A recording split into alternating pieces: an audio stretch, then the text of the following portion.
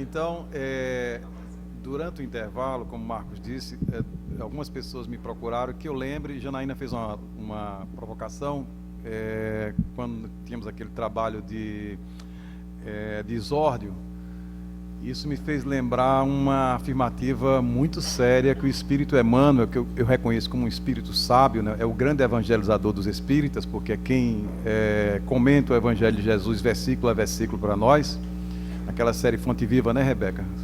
Lá da FEB. E certa vez Chico foi desafiado por Emmanuel, quando Emmanuel disse assim: Chico, se algum dia eu disser qualquer coisa contra Kardec e Jesus, fique com eles e me esqueça. Vocês estão vendo que nem todo mundo está atento a esse comando de Emmanuel, né? Então, não, mas eu tenho aqui, não sei o que tal. Eu vou dar um exemplo aqui, né? Eu vou mexer com figurões, né? Com medalhões. A tradução de Herculano Pires, em algum momento, é desonesta, que ele puxa uma nota de rodapé e vai vincular Marx a Kardec. Ele, sabendo Herculano Pires, era filósofo, formado pela USP, tudo bem, mas eu acho um atrevimento do tradutor querer acrescentar uma coisa que o Kardec não disse, nem pensou em Marx, e o sujeito, pá, nem Maurice Lochatre, que era socialista de carteirinha, né, faria isso, só para vocês terem uma ideia. Então, fique com Kardec e Jesus. Eu tenho outras leituras. Como essas leituras vão se adequar ao discurso espírita? Eu leio o Victor Frankl. Ótimo, tem muita coisa afim. Então, em determinado momento, eu vou encaixar. Agora, eu faço uma palestra sobre Victor Frankl, o sentido da vida, e Kardec não aparece, nem Jesus, tem alguma coisa estranha com a minha palestra, né? Então, de modo que se eu vender essa palestra como coaching para um curso, a pessoa, comprei, a palestra é isso mesmo, né? Vale para qualquer lugar. Se vale para qualquer lugar, é genérico, né? Compre remédio de marca, né? Então, é um pouco isso, né? Então, é preciso ter essa honestidade. Então, se algum dia eu disser qualquer coisa contra Kardec e Jesus, fique com eles e me esqueça. É uma coisa muito séria que Emmanuel provocou, né? Uma outra coisa que foi colocada, acho que é um colega de você de Recife, não é isso? Pelo seu sotaque, acho que é de Recife, né? Deve ser meio chiante, né? Então, não tem, o pessoal de Recife tem uma coisa meio chiante, né? Alagoano, né? Sim, alagoano. Errei aí no sotaque. Sua tribo, né? Que é a questão da apresentação do expositor. Então, hoje em dia, tem uma mania no movimento espírita que você tem um currículo estranho, um currículo não espírita. Não sei quem é doutor, parece até que é o currículo Lattes da pessoa. Eu tenho a impressão que eu estou na universidade, que é a mesma coisa, me apresentam lá desse jeito, aqui é do mesmo jeito. Então tem alguma coisa errada na casa espírita, né? Que é do mesmo jeito que na academia. Então, o que acontece? Eu vou contar uma história pessoal que me ensinou muito. Não sei se vocês conhecem o professor José Passini, lá de Juiz de Fora, né? O professor Passini, para mim, é uma sumidade, porque ele é espírita e esperantista, né? Então, ele fez tese de mestrado sobre o Esperanto, tese de doutorado sobre o Esperanto, é um grande esperantista, foi reitor da Universidade Federal de Juiz de Fora. Então, é uma pessoa que tem uma produção acadêmica invejável, muita coisa e tal, e é um espírita de carteirinha, né? O professor Passini escreve até para a Tribuna Espírita, né, Marco? Aqui de João Pessoa. E um dia o professor Passini estava lá na SEJA em Campina Grande e eu tinha que dirigi-lo, né, na mesa. Eu disse: agora, eu disse: professor Passini, como é que o senhor quer que eu lhe apresente? Como ex-reitor da UFRJ, como da JF, aliás, como esperantista, como não sei o quê. Comecei a pensar como mestre, doutor em letras, né, não sei o quê. E haja currículo, porque ele tem bastante currículo, né? Ele baixou assim a cabeça: meu filho, diga que eu sou evangelizador de crianças. Pronto. Eu disse: e agora, né? Eu disse, eu até tirei o professor, agora vai falar José Passini, evangelizador de crianças. Pronto, foi uma palestra linda, maravilhosa, espírita que é. E não era mais aquele Passini da universidade, era o espírita que estava ali, né? Que às vezes a pessoa, olha, o sujeito é general de brigada, não sei o quê, mas o que interessa se general de brigada é na casa espírita, né? Não é isso? Então é um cuidado que a gente deva ter para evitar essas interferências, né? Então, bom, mas agora é a hora do diálogo rico, né? Isso. Jefferson levantou a mão ali. Eu gostaria de enaltecer essa proposta aí da federação. E como eu comecei do zero lá na casa espírita e com muitas dificuldades, e aprendi um pouco com Oscar, com Denise, Eu gostaria que este colóquio, ou os desdobramentos dele, fossem levados para as associações, porque, queira ou não, nós temos muitos jovens hoje que estão despontando, porém parece que eles aprendem empiricamente, ou talvez sozinhos, e uma atividade dessa seria interessante ser socializada. Muito bem colocado, Jefferson.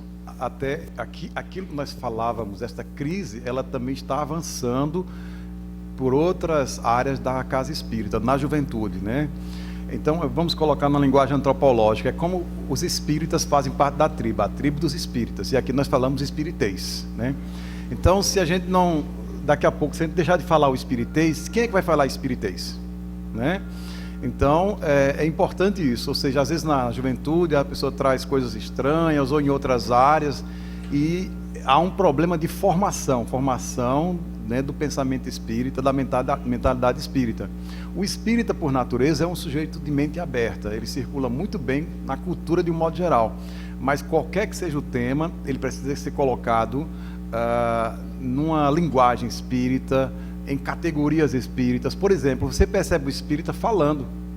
Ele não diz morreu, desencarnou, pronto, é espírita, né? Eu lembro que eu estava uma vez, né, Rebeca? Eu estava uma vez viajando com os esperantistas de Natal, eu era espírita, esperantista, né? Aí a moça, uma colega, disse lá, não sei o que, aí por sorte, não sei o que. Eu disse, providencialmente. Ela disse, você é espírita, adivinhou, né? Por quê? Porque espírita não acredita em sorte. Está lá no livro Conduta Espírita, André Luiz vai dizer que é preciso usar a palavra adequada, né? Sorte é coisa de mitologia, né? Ou seja, né? A fortuna, né? Por sorte, né? Eu me dei bem, por sorte, não. Providencialmente, né?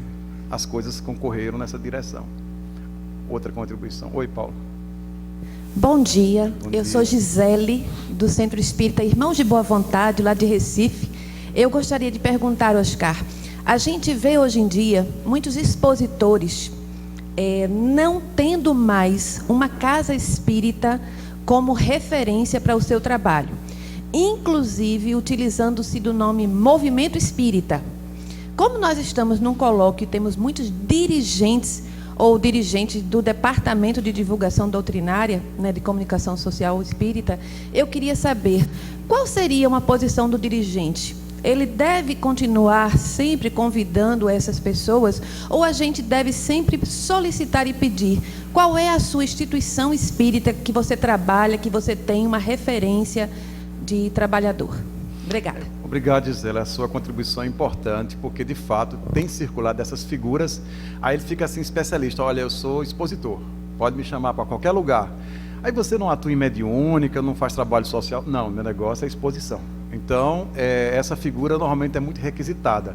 O ideal é que ele deve, como espírita, ele deve ter uma instituição vinculada a um grupo, né? O projeto Manuel Filomeno Miranda fala isso. E ideal é que ele seja fiel, fidelização. Não, eu faço parte de 3 grupos, a mediúnica aqui, acolá, não sei o quê. Normalmente é uma pessoa atrapalhada, via de regra, né? Então, a pessoa que muito abarca, pouco aperta, no ditado popular, que Joana retoma lá em Vida Feliz, né? Então, o que acontece? É como você, a pessoa está lá, faz parte de uma família. Então, tem pai, mãe, não sei quem, tia, esposa. E ali naquele laboratório, você percebe a plenitude da ação espírita. Quer dizer, a exposição espírita é uma frente, mas normalmente essa pessoa também está na mediúnica, está na evangelização, está no trabalho social. Ela conhece a pluralidade de serviços e atividades da casa. Ela está integrada, inclusive, sobretudo, com um grupo de estudo, né? Então, é preciso evitar essa figura que se tornou uma espécie de palestrante profissional, né? Um coaching, né? Então, meu filho, espiritismo, porque a gente percebe assim, um espírito sábio como Joana de Ângeles. Tem vários textos de Joana de Ângeles sobre mediunidade. Joana só escreve sobre série psicológica. Não, pode ler, Joana escreve sobre obsessão, sobre prece, sobre mediunidade. Pode procurar direitinho, vai perceber que Joana sabe de tudo do espiritismo, porque ela é uma espírita de carteirinha, ela conhece o espiritismo. Emmanuel é a mesma coisa, né? Pega o livro Roteiro de Emmanuel por Chico Xavier, não sei quantos textos sobre mediunidade, né? Então, essa história de uma coisa recortada, eu quero só isso aqui, né? Normalmente é uma doença do movimento que a gente tem que estar atento, e o dirigente deve procurar enraizar aquela pessoa e, sobretudo, estimular essa história da fidelização. Qual é a tua casa? Faça uma escolha, vai ser esta casa. Não, mas essa casa é problemática, então, se você suporta trabalhar na casa problemática, né? Semelhante cura semelhante, né? Homeopatia, né? Então, aí vai, né? Um pouco por aí. Uma outra coisa que você falou agora, e antes eu lembrei, Gonçalo tinha me dito, a questão da comunicabilidade. Como eu disse, na casa espírita, de um modo geral, hoje já temos uma estrutura, né? Equipamentos de som, e há pessoas ou falam forte demais, com muito volume, né? Que acham que estão lá na Ágora Grega, no anfiteatro de Delfos, né? Ou fala sussurrando, parece estar conversando com a namorada depois da meia-noite, né? Então, né? Nem uma coisa nem outra, a pessoa começa a modular a voz, o volume, né? A questão das emoções, de acordo com o equipamento. Então, se ela tem um retorno, nem precisa gritar, nem sussurrar, no justo adequar ao volume da casa. Quando nós trabalhamos a questão da exposição, nós trabalhamos em 4 vertentes. A exposição vista na perspectiva do expositor, que estamos trabalhando agora, que é indissociável da perspectiva da casa espírita. E também da perspectiva de quem escuta a exposição e da equipe espiritual que dá sustentação à exposição. São 4 vertentes. Então, por exemplo, se a casa espírita não tem uma estrutura, ou tem uma estrutura pequena, ou é acústica, ou é uma coisa já com equipamentos, né? A casa espírita, por exemplo, se ela tem uma cultura, que nós estamos passando hoje um processo de dessacralização, a casa espírita, as pessoas chegam, ficam falando de política, não sei o que, Bolsonaro, não sei o que, daqui a pouco quem vai se comunicar, né, é Getúlio Vargas, porque o tema, né, negócio complicado, é política, é não sei o que. A própria casa, quer dizer, como é que deve ser a estrutura da casa? Aconchegante, aquele salãozinho, pode ser tamanho de nada, para 10 pessoas, mas a pessoa chega ali, é aquele ovinho que ela quer, né, ficar gestada ali. Então aquela coisa, às vezes uma música de fundo suave, aquela música de fundo, né, parece um show de rock complicado. Então, uma música suave, uma quietude, o dirigente chega um pouco antes, já recomenda às pessoas para ficar em silêncio, porque o que está acontecendo é o seguinte, muita gente mal educada para a experiência religiosa está indo à casa espírita e está dando tom. Fala sobre tudo, a pessoa chega falando, fala pelos cotovelos e não sei o que, puxa a fofoca do dia, fala da novela, não sei o que. Não, a pessoa pode até ter suas inclinações, deixe lá para a parte social, lá para, né? Aquele espaço, a casa espírita é um templo, porque imagina, o expositor chega, ele chega lá nas melhores companhias e tudo mais, mas o clima está comprometido.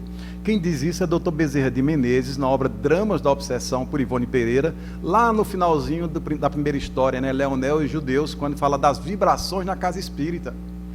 Os espíritos fazem o melhor esforço para passar água sanitária nas paredes, digamos assim, né, limpar os miasmas das conversas torpes que as pessoas têm, dos pensamentos. Quando a gente lê Libertação lá de André Luiz, lembra lá que Gregório desencadeia lá Saldanha e outros para provocar uma obsessão em Margarida com 60 espíritos, levar lá a loucura, depois a morte. Aí o marido de Margarida resolve levá-la para o templo, né, para a igreja, né? Chegando lá, André Luiz faz uma estatística. Ele diz assim, na igreja tem de 700 a 800 pessoas, mas na frente da igreja tem 5 vezes mais espíritos perturbados em relação ao público. Então eu fiz um cálculo, eu tinha 4.000 obsessores, né, para 800 fiéis estavam dentro da igreja. A pessoa, olha, coisa interessante e tal. Observe, tem diz assim, olha, eu não fico bom, vou à casa espírita. Então a pessoa chega no salão, mas ela tem que ter aquilo que Joana chama de silêncio mental. Ela pode ser uma pessoa atarantada, mas ela se dá o direito, eu aqui preciso fazer uma experiência religiosa de qualidade, profunda. Porque se ela provoca aquela desconexão, o expositor faz o seu trabalho, ainda que simples, sobretudo simples, aí naquele momento ela fica ali acompanhando a exposição, ela quebra essa vinculação. E se ela muda o tom vibratório, o obsessor pode estar lá fora, mas não vai conectar mais. Agora, se eu fico com uma exposição de baixa qualidade, a casa é relaxada, não dá esse clima, ele fica lá fora, se não entrar, né? E eu faço a conexão, venho com ele, saio com ele, pronto. Não muda nada, né? Então veja que a exposição tem um trabalho importante e o dirigente tem que, a casa espírita, o administrador, a diretoria precisa pensar essa dimensão templo, né? Por isso que a sala mediúnica idealmente seja uma sala reservada, a sala de passes. Então a gente tem que admitir que há toda uma dinâmica espiritual, né? E o Espiritismo, já que também se fez religião, ele precisa atender esse princípio. Mas as pessoas estão mal educadas, não é só na casa espírita, é na catedral, é no templo evangélico, é um falatório, é uma inquietação, é um blá blá blá. Dê um tempo, pelo menos aqui meia horinha, mas eu não consigo. Calma, vá para o passe antes, né? O celular, exatamente. Teve um tempo que a gente andava patrulhando assim. As pessoas pegavam o Wi-Fi da instituição e lá no meio da palestra o indivíduo fazia uma conexão, ele podia, às vezes você abre o celular, vê uma propaganda estranha, não sei o quê, né? Uma moça desnuda, um sujeito dando um soco no outro. Imagine, tudo aquilo são ganchos, né? Aí agora, como todo mundo, as operadoras, todo mundo tem sua própria linha, seu Wi-Fi, agora não tem mais controle. Mas educar o público, guarda o celular por um minuto, né? A não ser que a pessoa seja médico, um plantonista, um bombeiro, na iminência de ser convocado, mas de um modo geral, guarda, mas eu não consigo, então, né, a coisa está bem doente, né? Pelo menos essa meia horinha, né? Mas enfim, outra pessoa queria fazer uma...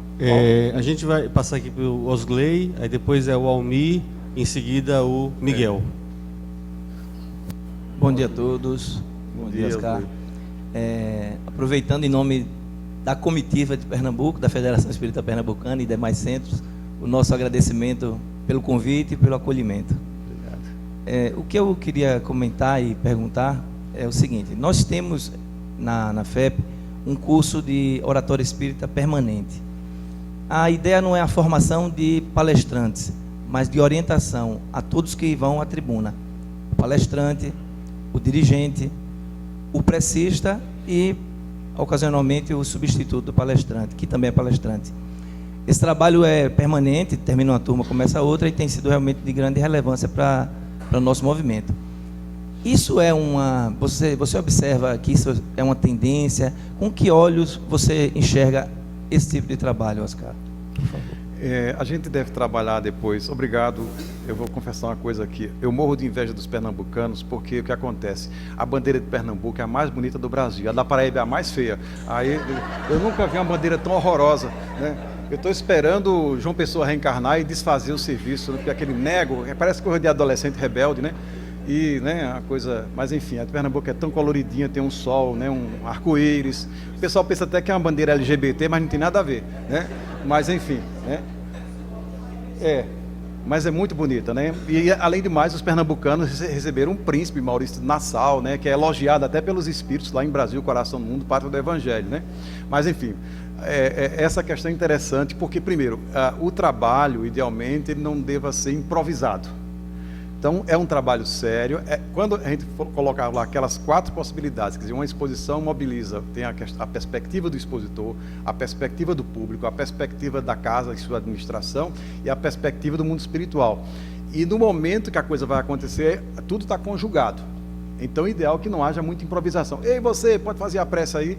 Às vezes na casa, quando todo mundo está bem, ótimo, mas se a casa prefere fazer essa escolha numa coisa mais preparada, convidar alguém, a pessoa ficar lá ali, não precisa também ser um recolhimento espiritual. Olha, vai ser o precista, não fale nada com ele, então, também não pode exagerar, né? Que a casa até que a pessoa fica recolhida num quarto e só entra em cena, né? Parece um hierofante, né? Só entra em cena na hora. Mas a pessoa, o que acontece? Tá lá, alguém me convida, acontece muito, olha, você vai fazer a prece de hoje, tá certo? Tá certo. Então vai começar às 20 horas, quando é 19h50, eu vou ali, fico no salão, fica entrando, querendo entrar em sintonia com os benfeitores, né? Então, é claro, estando ali no salão, o salão não é espaço para conversa. Se a pessoa quiser me abordar, espere eu sair um pouco antes, né? Essa história de puxar a conversa no salão é uma coisa que a gente deve criar uma cultura de combater, né? Então, estando ali no salão, vou me preparando. Aí o dirigente também não pode, ideal que não seja uma pessoa improvisada, porque ele tem um papel importante, ele dá sustentação ao expositor, ele fica ali impresso, ele fica ali acompanhando, né? Ele deve estar sob boa companhia. Às vezes acontece um incidente, ele precisa sinalizar para um auxiliar, olha, chegou um bêbado ali e tal, alguém tem que tomar uma providência, né? Ele não, né? É muito importante. Às vezes, por exemplo, o dirigente ele tem uma tarefa inglória, que muitas vezes é corrigir um expositor que saiu da linha. O exposto diz uma coisa, olha, não pode perdoar. Aí você vai dizer o quê? Olha, pessoal, muito obrigado. Não, nós queremos aqui, né, com muito cuidado, dizer ao colega que naquele momento entendemos que o Evangelho recomenda perdoar, né? Entendeu? Às vezes acontece isso. Então, O dirigente ele tem um conjunto de competências que não é uma pessoa apagada. As pessoas estão muito ligadas a essa lógica da expressão externa. O médium de sustentação na mediúnica é considerado um coitadinho. Olha, mosca morta, né? Não faz nada. Não é isso. A literatura diz o contrário. Está ali caladinho, né? Feito um monge budista, né? Só vibrando, meditando, mas ele está doando fluidos, dando sustentação. Às vezes tem uma mente muito mais educada do que o médium atarantado, né? Ele está lá dele, caladinho, discreto. A gente tem, hoje a sociedade está muito adoecida, o sujeito tem que mostrar serviço, né? Então, com esse tempo de Instagram e tudo mais, é tudo mostrar. Há um desprestígio às atividades em que você age com discrição. Então, o dirigente, aparentemente, é um discreto. Olha, ele nem fez a palestra, coitado, só faz boa noite, não sei o quê, encaminhou as coisas, não fez nada. Há dirigentes até que se sentem tão mal com esse papel reduzido, que ele depois resolve fazer uma palestra sobre a palestra. Diz, olha, eu vou fazer aqui uma... Aí começa a comentar, o expositor, pronto, eu vim para quê mesmo? Né? Eu acho que eu fiz um exórdio, porque o expositor é o dirigente. Já viu isso? Prolonga, não sei o quê. Aliás, sobre isso, nós temos uma outra consideração. Temos visto algumas casas que a palestra ela fica um sanduíche, né? Tem um exórdio muito longo antes, tem um pós-comentário do dirigente, e o expositor fica ali, né? O ideal, o recado da noite, né? Numa linguagem católica, a homilia fica por conta do expositor, né? Então, essa é uma estrutura que se monta para que o mundo espiritual sabe quem é que vai fazer uso da palavra, é o expositor, então vai se investir nele, né? Então, evitar, às vezes a pessoa sai com 3, 4 assuntos na cabeça, você não tem um núcleo de pensamento, um núcleo conceitual. Olha, falaram sobre 3 coisas na seja, 3... Você tem mais dificuldade de reter 3 do que uma. Então, a noite foi a noite, né, da caridade, por aí vai. Então, acho que é por aí. Então, é importante que se evite a improvisação, mas sempre evitar aquela coisa exagerada, né, uma coisa muito controlada, que não, se mexer um pouquinho é difícil cair. Né? Mas é bom ter uma programação, né? Normalmente as casas têm uma escala, né? E lá tem o previsto o expositor, o tema e o dirigente, né? Então ele sabe que naquele dia ele vai ser convocado para um trabalho.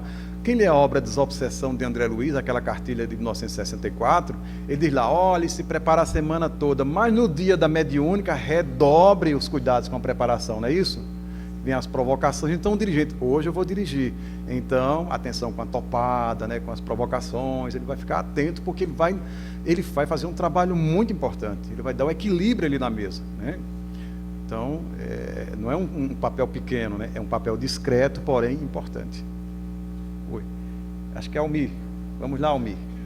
Opa.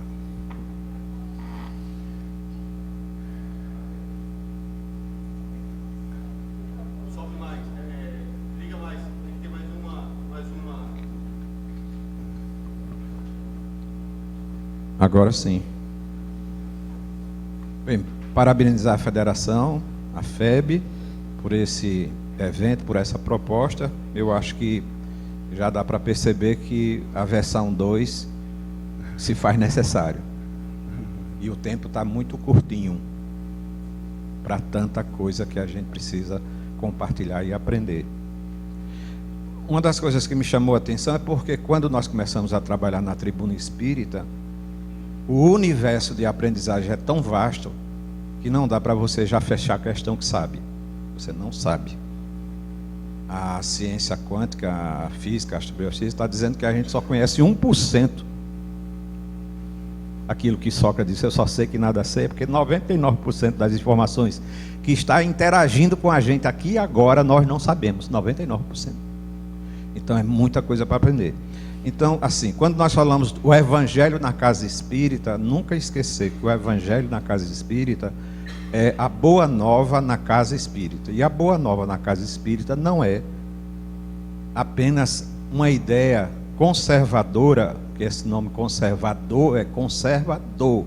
Eu acho que deveria ser conserva bom, porque seria diferente. Essa ideia conservadora é de que a gente deve se portar com a mensagem apenas da forma religiosa antiga que se faz. São padrões de outras religiões trazendo para a nossa tribuna. A Boa Nova, ela inclui ciência, filosofia e as leis morais. Então é um conjunto de coisas, não é só uma postura. vamos dizer assim, as leis morais que a maioria das casas espíritas, como dizer assim, o coração ressecado precisa de consolo, mas a sabedoria ressecada precisa despertar.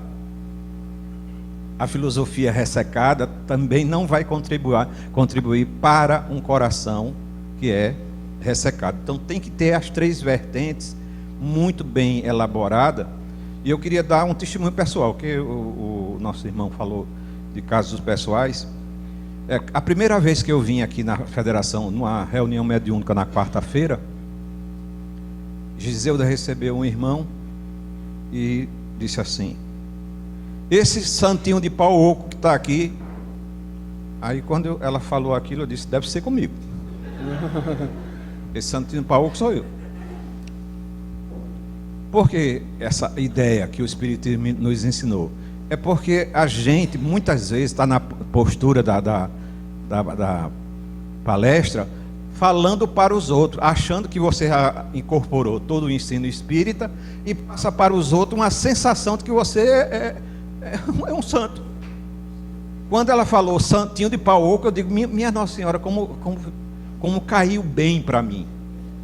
Porque se alguém me achar que eu sou santo, deve ser esse santinho de pau oco, tá? Uma coisa que eu queria também destacar nessa reunião que foi destacado é que lá em Obras Póstumas o Espiritismo abarca todo o conhecimento humano, gente. Nós temos que falar na língua espiritês, mas de todo o conhecimento humano. Vamos dizer assim, outro exemplo pessoal. Celestino já me viu como budista. Outro já me viu como espírito orientalista. Mas nessa encarnação eu sou espírita. E aí eu vou me vestir de amarelo, de azul, aquelas roupas, por causa dessas informações, ou eu vou adequar essas informações que não devem ser perdidas, devem ser conservadas para ajudar, inclusive, no conhecimento. Mas na condição de espírita agora, eu sou espírita, eu não sou espiritualista, eu não sou misticista, eu sou espírita, então tenho de alguma forma me conduzir dentro disso.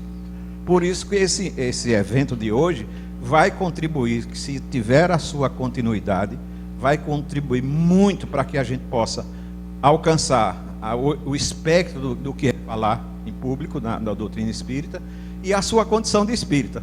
Porque ele não pode se reduzir a apenas uma atitude religiosa, ele tem que abrir o seu conhecimento para o mais alto. Agora não pode perder a vista exatamente isso, falar de Jesus e Kardec. O que é falar de Jesus e Kardec? Quem é que sabe aqui, vamos dizer, está lembrado, eu sei que todos sabem, sobre o período do Espiritismo? Qual é o período que a gente está? Para falar no público. Qual é o período que nós estamos hoje vivendo? A maioria dos palestrantes não sabe que o Espiritismo tem período falado por Kardec na Revista Espírita, 1863, e que a gente talvez não possa falar com muita confirmação na tribuna, porque não sabemos.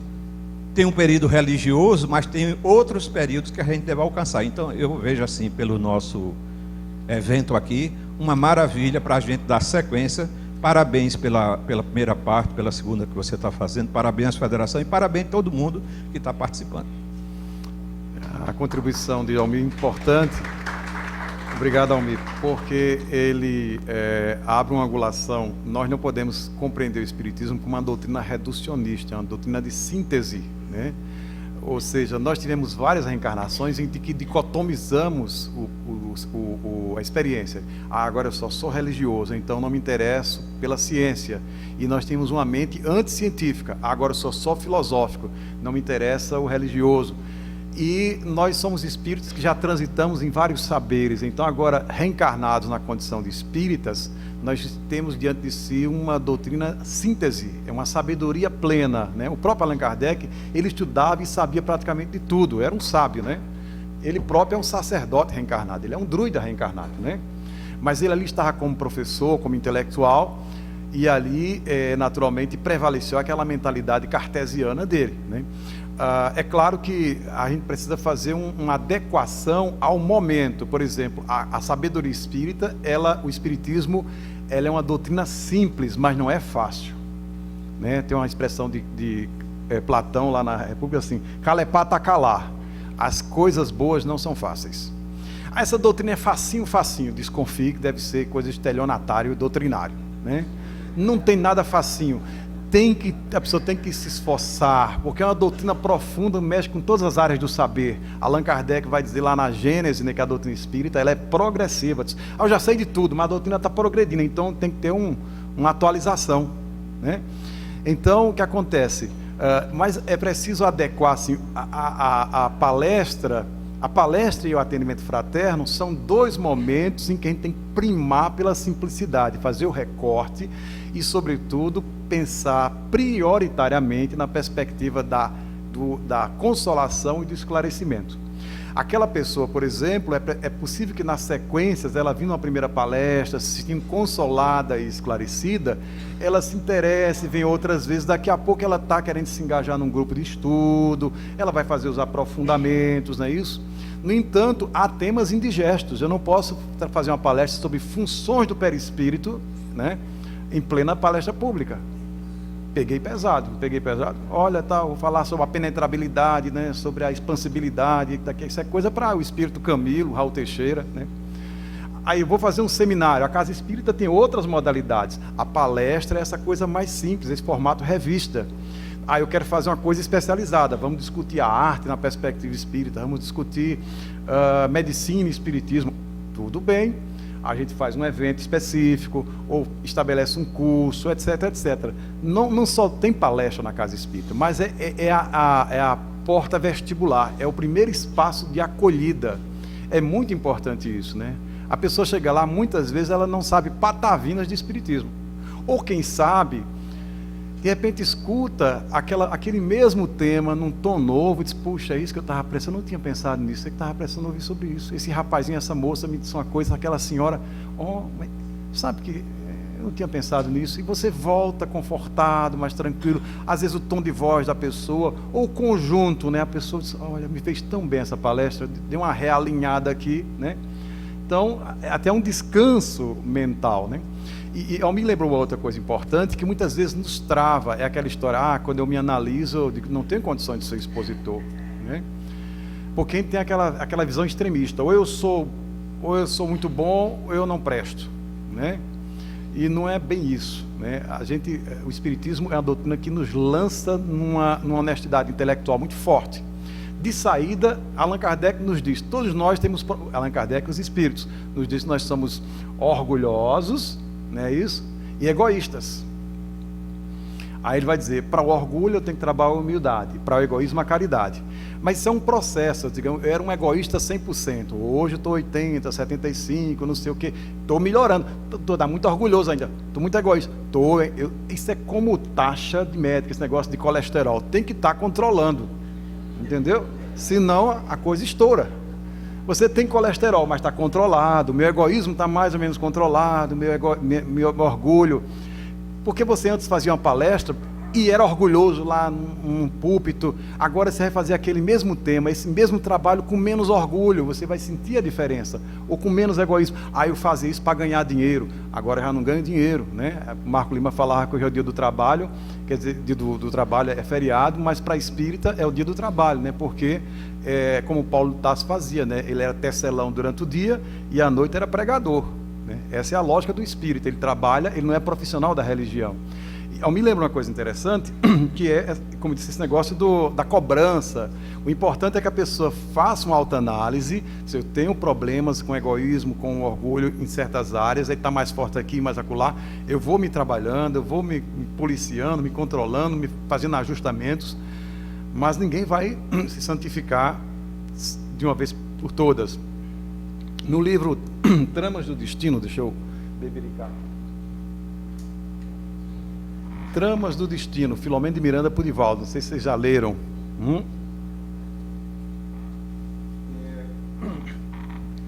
Então, nesse livro, tem um caso lá que Filomeno de Miranda, todo mundo sabe que ele era, não é assim, um grande admirador de Zé Petitinga, o grande, né, espírita baiano.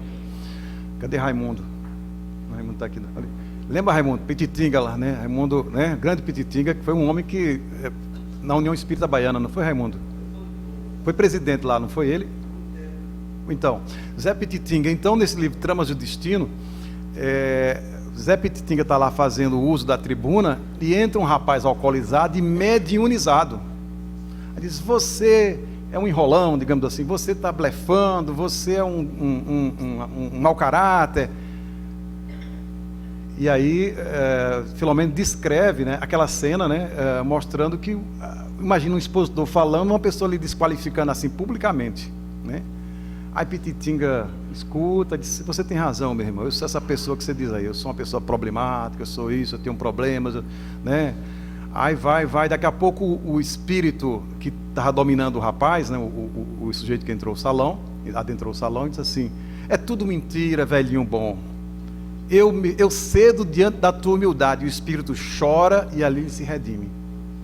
Olha que coisa linda. Releiam lá, que o texto de Filomeno é muito mais bonito do que essa coisa alinhavada que eu fiz aqui, né?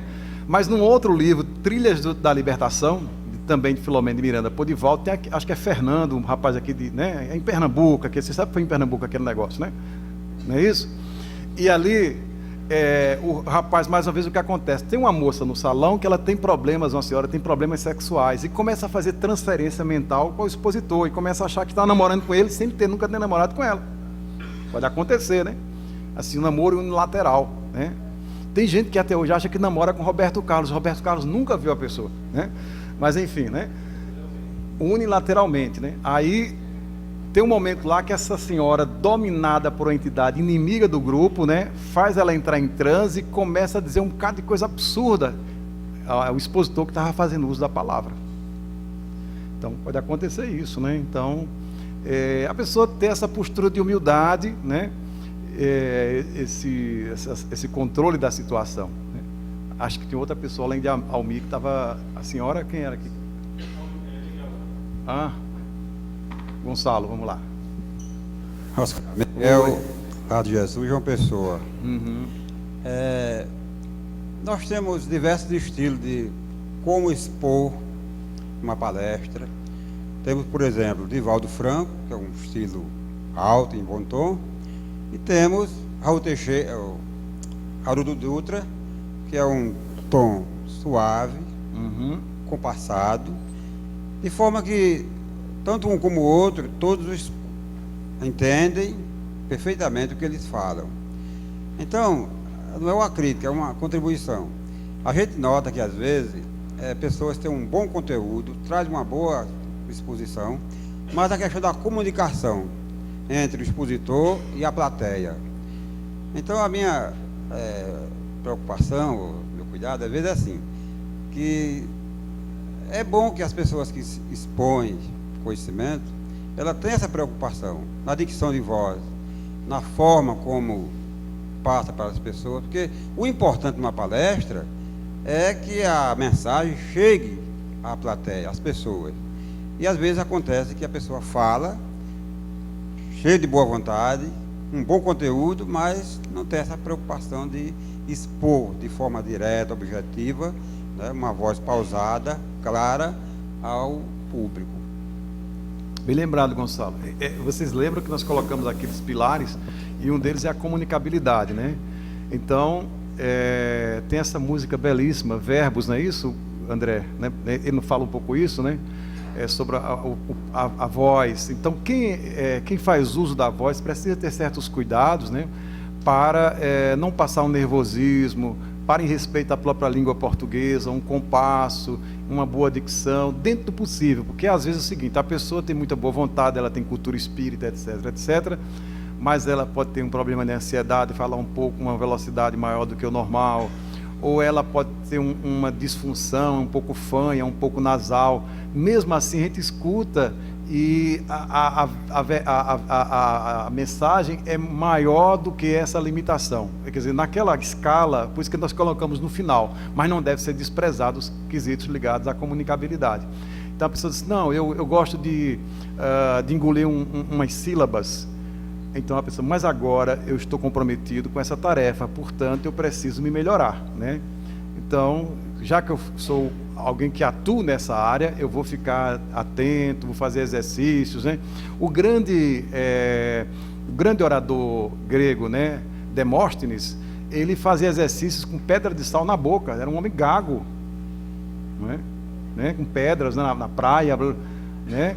Até adquirir uma certa dicção. Não, aquela história, por isso Neymar é franzino, né? Mas só vive na academia tentando melhorar aquele desempenho dele, né? Não, o menino nasceu franzino, raquítico, mas eu sou um atleta, né? Então ele tem que fazer academia para ganhar musculatura. Do mesmo jeito, já que agora eu estou como expositor espírita, eu preciso melhorar a dicção, né? Se eu tenho um problema de derrapar muito na gramática, ficar atento, quer dizer, é uma história de vida, a pessoa veio da zona rural, né? Não fazia o plural direitinho, então isso não vai ser o mais importante, mas se puder melhorar, ótimo, mas sobretudo é uma questão de a gente colocar em xeque o nosso egoísmo. Eu estou falando e eu preciso me preocupar em quem me escuta. Eu estou me escutando, se eu engolir uma sílaba eu sei o que eu pensei, mas quem me escutou pode ter problemas. Então é uma forma de você, de algum modo, colocar em xeque seu egoísmo, irmão, pensando em quem escuta, como é que eu posso melhorar isso, né? Então é nessa perspectiva. E aí fazer exercícios de comunicabilidade, cada um na sua área, né? Mas não pode ser aquela coisa profissional que a gente tem a impressão que algumas pessoas, quando vão falar, são profissionais da área, né? Ih, lá vem Silvio Santos, né? Aquela coisa, né? Impostada, né? Fica um pouco artificial.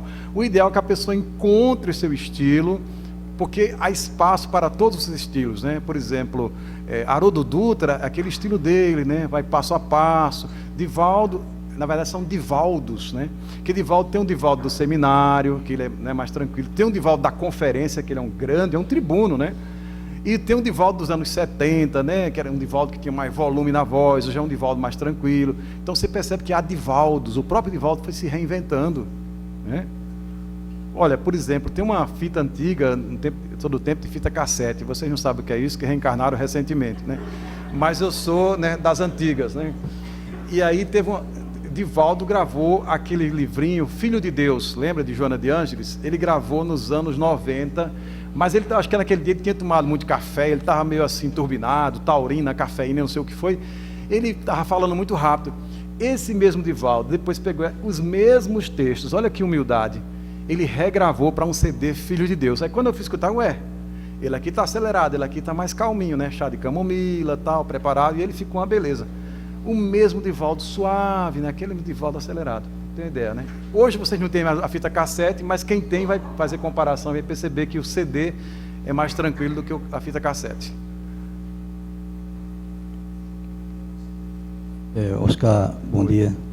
Talvez a pergunta que eu vou lhe fazer se enquadre naquela categoria de Joel Silveira, que diz que repórter é bom e repórter é burro.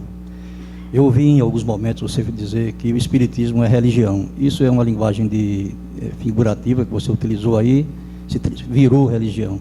É uma linguagem figurativa ou você acredita que de fato o espiritismo é hoje religião? E se você concorda com isso? A gente precisa ver o seguinte, Allan Kardec resolve muito bem esse problema lá na Revista Espírita, não sei se é de 1868, né? Ele resolve, 68, né? 68, ele resolve bem isso. Vamos só contextualizar a coisa, né? Vamos recuar um pouquinho mais. A França de Allan Kardec, o que aconteceu? A Revolução Francesa é uma revolução que tenta estabelecer a laicidade. A França, até a Revolução Francesa, é uma França dominada pela Igreja Católica. Há um excesso de fé, né? Quem lê, por exemplo, o romance Nas Voragens do Pecado, de Espírito Charlie, por Ivone Pereira, lá tem um personagem chamado Luiz de Narbonne, não é isso? E esse Luiz Narbonne sai matando gente em Paris e no interior da França, porque ele é um capitão da fé. À noite de São Bartolomeu, no dia 24 de agosto de 1572, ele vai lá e massacra aquela coisa toda, né? A família de Ruth La Chapelle, etc, etc. Então, a França ela ficou um pouco traumatizada com religião. Falou religião, a França e a Europa, né? O pessoal, olha, queimou a Catedral de Notre Dame. Na verdade, queimou aquilo ali, que é quase um museu, aquilo é coisa para turista, porque ninguém vai para a Catedral de Notre Dame fazer prece, né? Porque não há clima. Um ambiente que recebe 8 milhões de pessoas ano, não é isso? Então é mais, a Europa é cheia de catedrais. Se você for a Praga, parece que tem mais de 300 catedrais. É lindo e maravilhoso para bater foto, né? Mas fé que é bom, psiquismo, né? Não tem, porque a Europa ficou muito ressaibada, ficou muito desconfiada da religião. Veja as cruzadas, a Santa Inquisição, né? Há muita coisa em torno da fé. E quando Kardec coloca lá, começa o Livro dos Espíritos, começa a doutrina espírita, é claro que a dimensão religiosa não é a comissão de frente. Ele percebe claramente que é uma doutrina filosófica de consequências morais e religiosas. E aí tem um detalhe mais interessante, quer dizer, a própria estrutura da codificação começa com o Livro dos Espíritos, que é um livro fundamental, um livro filosófico. Depois você tem em 61 o Livro dos Médiuns, em 59 tem o que é o Espiritismo, em 64 o terceiro livro que é o Evangelho segundo o Espiritismo, que ele começou a escrever em segredo, não foi isso? Lá em Santo André, ninguém sabia, a mulher dele ficou em Paris, Dona Amélie Boudet, né? E ele percebeu, os espíritos o inspiraram a colocar na pauta do espiritismo a questão do evangelho, a questão da religião, né? Eu acho que tem um momento lá que será: a cúpula agora está posta no edifício, mais ou menos essa expressão que está lá, é isso, em Obras Póstumas. Aí depois ele retoma a questão de uma crítica neotestamentária com a Gênesis em 68, mas em 65 ele retoma a tradição teológica no céu e inferno. São matérias da religião, né? Mas o livro religioso por excelência é o Evangelho segundo o Espiritismo, né? Mas há problemas de idiosincrasia na Europa, quer dizer, a palavra religião cheira a essas coisas, a práticas negativas. A religião pressupõe rituais, a religião, no caso, no sentido lato do termo, pressupõe hierarquia, né? Você vai pegar a igreja, por exemplo, a igreja ela faz uma reprodução da mesma estrutura do exército greco-romano. Você tem o general, né? o papa, depois você tem os cardeais, arcebispos, bispos, até chegar ao coroinha, o diácono, né? Isso é tudo uma hierarquia, é uma relação de poder. Por exemplo, nenhum coroinha pode dizer assim: eu quero excomungar não sei quem, que ele não tem autoridade, né? Só Papa Francisco. Então, a religião, quando se fala religião, imediatamente a pessoa sociologicamente vai para essas categorias, ou seja, a religião pressupõe certos rituais, a religião pressupõe muitas vezes um livro, a religião pressupõe funções, pressupõe hierarquias, e isso o Espiritismo não tem. O Espiritismo, de fato, é um paradigma novo, inclusive resolve um problema, uns conflitos. Você sabe que até hoje a religião mantém conflito com a ciência, não tem um problema dos criacionistas contra o darwinismo, né? Com a filosofia, e a doutrina espírita é uma relação harmônica desses saberes, aquele triângulo proposto por Emmanuel, que Herculano Pires trabalha no Espírito e o Tempo. Então, o Espiritismo, o que acontece? Chegando ao Brasil, aí a alma brasileira pode, não é reinventar ou criar o que não existe, ela vai aprofundar uma dimensão que pelos limites da Europa não pôde ser desenvolvida. Então a caridade, por que é que o mundo espiritual provoca a reencarnação de um Dr. Bezerra de Menezes? Esse homem vai ter uma importância fundamental, né, na consolidação dessa dimensão religiosa. Coloca Chico Xavier. Chico Xavier não é um filósofo, né? É um homem caridade. A vida de Chico é uma vida de vivência do Evangelho, né? Então isso vai consolidando, né, a dimensão religiosa no Brasil, vai aprofundando, e hoje nós somos reconhecidos, até no sentido social, como uma religião. O IBGE nos reconhece como religião. Se alguém bater na sua porta: qual é a sua religião? Você vai dizer: eu sou espírita, não é isso? Então, é preciso ver, são umas questões acadêmicas, o que é religião. Então, se nós entendemos por religião algo que mexe com o sagrado, né, com os fundamentos, a existência de Deus, certas práticas, a prece, etc., etc., então o Espiritismo é religião. Se nós entendemos o religião como rituais, né, como também estruturas hierárquicas, aí o Espiritismo não é religião. E o pior que nós estamos encontrando hoje, e no Brasil está evidente, é que é a retomada de um projeto fracassado, que é o projeto de poder das religiões. Os espíritas, em tese, estão mais ou menos vacinados, né? Essa história de nós não temos representante espírita. Não, voto no deputado espírita, não conheço, não recomendo, entendeu? Um vereador espírita, não. Né? Essa coisa, vocês estão vendo que aquela lógica de Maquiavel. A primeira preocupação do príncipe que se quer alcançar, né, e quer se manter no poder, é fazer conchavo com os religiosos de plantão, né? Aconteceu com Jesus. Quem foi que pediu a cabeça de Jesus? Lê lá há 2000 anos, e os próprios evangelhos. Foi o alto clero, não foi isso? O alto clero que tinha um conchavo com Pôncio Pilatos, né? Então, o romance há 2000 anos aprofunda essas passagens evangélicas. Então, é preciso, assim, quando a gente fala religião, asterisco. Como se entende religião, né? Então, o Espiritismo, nós aprendemos, o Espiritismo é também religião, ou como alguns mais clássicos, de consequências religiosas, mas é claramente religioso. Para mim, eu entendo isso. E a minha sede de viver o sagrado, a religião, eu consigo vivenciá-la plenamente no Espiritismo.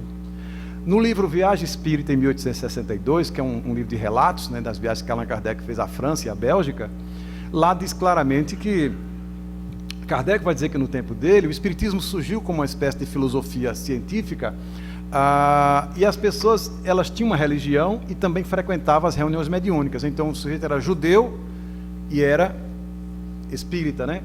Ele era católico e era espírita. A Igreja Católica, ela desencadeou um processo de perseguição aos espíritas. Você está frequentando lá o centro espírita, então está expulso, está excomungado, né? Então aconteceu demissão de operários porque eram espíritas, né?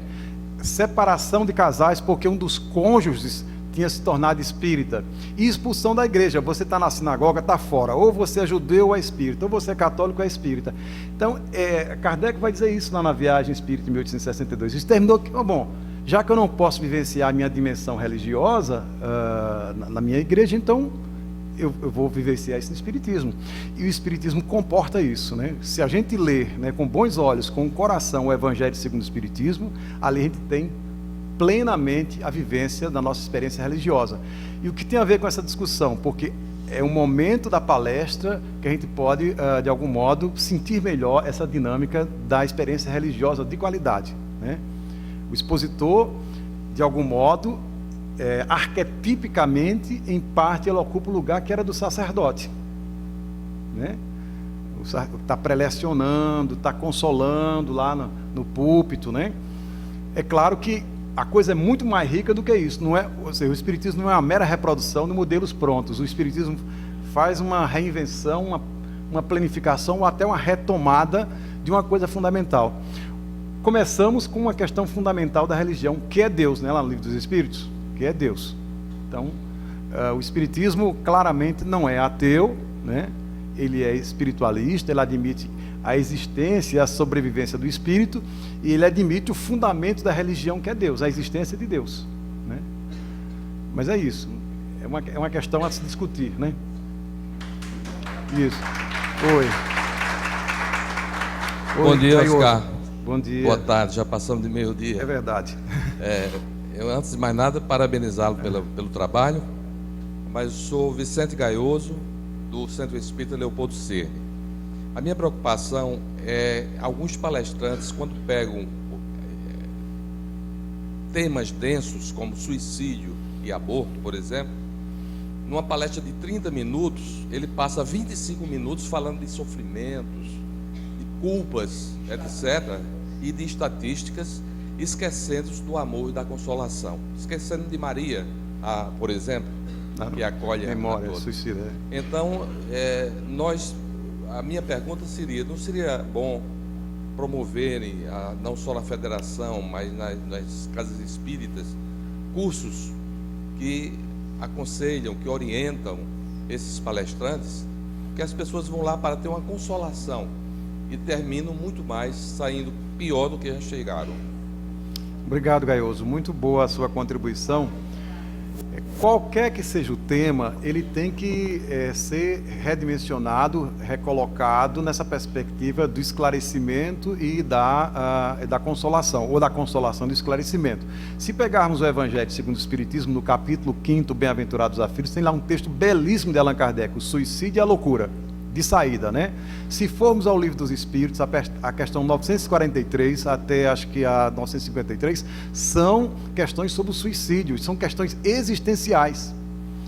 Então, o indivíduo, se ele lê o material espírita, começar ao contrário. Eu vou ver como esse assunto é visto na perspectiva espírita. É claro que, como é um problema de saúde pública, no caso do suicídio, ele precisa, eventualmente, trazer contribuições também da área médica e de outras áreas. Mas ele não pode fazer uma inversão.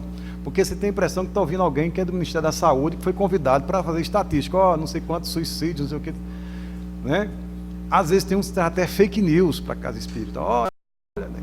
Você tem que... Então, o ideal, né, é que o indivíduo, assim, pensando esse tema numa perspectiva espírita, começa por aí. O que é que diz a codificação? O que diz Jesus? Eu vim para que todos tenham vida e a tenham plenamente, né? Então, você vai lá em Kardec, no Livro dos Espíritos, vai lá no Evangelho segundo o Espiritismo, no capítulo 5º, vai lá no Céu e Inferno, aqueles 9 casos que Allan Kardec anota, né? Vai em Memórias de um Suicida, né? De preferência na segunda parte, que a primeira é pesadinha, né? Camilo Castelo Branco lá pega pesado, né?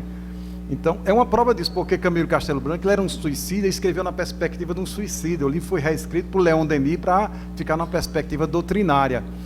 Então, o ideal é que a pessoa que, ao escutar a fala do indivíduo sobre um tema tão delicado, ele tenha balizas doutrinárias para pensar aquele tema. E ele saia, sobretudo, consolado, porque às vezes aquela pessoa, ela não é suicida, mas tem um filho suicídio, e a depender até das observações, das informações espíritas, a pessoa pode sair um pouco sofrida.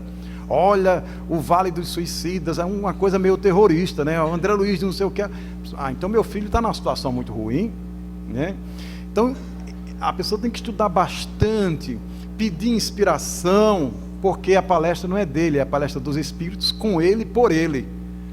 E os benfeitores, conhecendo melhor, né, a alma dos ouvintes, vão poder modular aquelas informações de forma que ela vai conseguir esclarecer. Não vai esgotar o tema, que olha, eu só tenho meia hora, e tem pessoas que caem numa angústia, numa ansiedade, eu tenho que dizer esse catatal de coisas em meia hora. Não vai dizer, faz um recorte, né? Uma angulação para aquela palestra. Às vezes você tem um tema, vai gerar 5 palestras, né? Você coloca uma para aquela, guarda o material, retoma outra vez, sem inquietação. O importante é que a pessoa, eu saí melhor da casa espírita. Eu sei que meu filho é suicida, eu sei não sei o quê, né? Por exemplo, naquele livro Loucura e Obsessão, de Manuel Filomeno de Miranda por Divaldo, né? Não tem um caso de Sara? A moça, olha só, diz assim, espírita não se suicida, diz, vírgula, tá lá, né? Sara, ela é filha de um grande médium que tem contato com o Dr. Bezerra de Menezes, não é isso? Aí quando ela fica adulta, ela tem um contato lá com um rapaz que ela desmontou o lar dele noutra vida, e nessa vida ela está apaixonada novamente por ele, mas ele está casado, e naquela confusão ela entra num processo obsessivo, e aí ela se mata. A filha do médium espírita se mata. Aí lá o Dr. Bezerra vai dizer, né, olha, por força desse aquele atenuante, ela não vai sofrer aquele ataque dos vampiros, que é muito comum nos suicidas, né? Então, há casos e casos, então há coisas que a gente vai colocar, outras não. Por exemplo, o livro Libertação, de André Luiz, é um livro censurado. Está lá no livro Testemunhos de Chico Xavier, né, que André Luiz disse muito mais coisa, mas Emmanuel e o Dr. Bezerra disse, esse negócio aqui vai impressionar demais o pessoal. Por isso que a gente não pode ler Robson Pinheiro, né, ou não sei o que do Umbral, parece um relato da pesada, né? Tem que ter sangue frio para ler Robson Pinheiro, não é vendo? Uma literatura terrorista, só tem coisa negativa, negativa demais. Tem a impressão que é um livro dos dragões, lembra dos dragões? Né? Então, às vezes está na nossa livraria. É uma literatura terrorista que você lê e fica, meu Deus, olha, o negócio é pesado, né? Você fica impressionado. Então é isso, Gaioso, quer dizer, qualquer que seja o tema, ele pode ser colocado numa perspectiva mais suave, mais adequada, sempre perseguindo a ideia da consolação e do esclarecimento. É só um recorte, o suficiente para aquela noite, sem a preocupação de abarcar tudo. Isso. Alguém ia falar aqui? Oi. Bom, a minha pergunta é a respeito do posicionamento do dirigente com relação a algumas atitudes de alguns expositores, né? Você chegou até a dizer que o dirigente tem uma tarefa inglória de fazer determinado tipo de correção. E a minha dúvida é sobre as intervenções que o dirigente pode fazer. Se é cabível ele fazer uma intervenção durante a exposição, a depender do que o expositor falar. Por exemplo, eu já vi um expositor dizer, naquela passagem do Evangelho, né? A dor é uma bênção que Deus envia a seus eleitos. Ele disse claramente, com essas palavras mesmo, né? Que o codificador pisou na bola. E eu discordo, ele disse. E a pessoa que estava dirigindo os trabalhos não fez nenhum tipo de observação, nem no momento que ele disse isso, nem ao término da palestra. E eu já vi alguns dirigentes dizer que faz a intervenção, se necessário, no momento, e outros que dizem, não, por educação eu faço a correção apenas ao término da palestra. Então, eu queria que você fizesse algum tipo de explanação sobre isso, se é pertinente, se é cabível fazer uma intervenção no momento, porque, a depender da situação, talvez o expositor ele nem mais consiga fazer a palestra, né? Ou se a gente deixa para o término. É bem colocada essa questão, que é um princípio do bom senso, né? É um incidente que se dá durante a fala, né? Às vezes a pessoa tem bem intencionada, mas ela tem uma marca pessoal e tem rejeição a uma passagem. Então, o bom senso pede que a pessoa, de forma muito fina, muito educada, né, faça as correções ao final, porque se ele faz durante a exposição, vira debate. Aí o expositor, já que o senhor me corrigiu, agora eu vou poder fazer... Aí pronto, e o público sofrendo a pancadaria, né? Então, o ideal, deixa ele terminar. Se ele diz uma asneira, 2, 3, no final você diz, olha, meu irmão, aqui em nome da casa a gente vai precisar fazer um pequeno ajustamento, você me desculpe, não se preocupe e tal, e faz. Se ele for muito orgulhoso, nós convidamos a pessoa errada, né? Entendeu? Porque ou ele diz assim, não, mesmo que ele esteja certo, ele está naquela casa. Se está naquela casa, ele vai ter que entrar no eixo da casa. Diz, mas eu estou certo, mas eu fui convidado. Se eu fui para a sua casa, né? Aqui em minha casa só toma café sem açúcar. Aí você, nem açúcar tem na minha casa, então eu vou me adequar e tomar sem açúcar na sua casa. Eu estou na sua casa, né? Agora chega lá, não, eu sou o dono da doutrina. Você me lembrou uma coisa interessante, que tem no movimento espírita, sempre teve muita gente, os chamados expositores polêmicos. Ele mexe com a cabeça de todo mundo, e vamos acabar com a mediúnica, não sei o quê, porque não sei quem falou, né? Às vezes é um sujeito, né, um fogo-fato, que anda atirando para tudo que é lado, né? Um franco-atirador, e a pessoa às vezes não tem nem vínculo com casa espírita, nem sabe das coisas, mas é por isso que o filtro, veja lá quem nós convidamos. O controle está no convite, porque uma vez na tribuna, aí o sujeito, ele é o dono da voz, né? Mas ele é passivo, mas como diz, com muita cautela, né? Com muita delicadeza, né?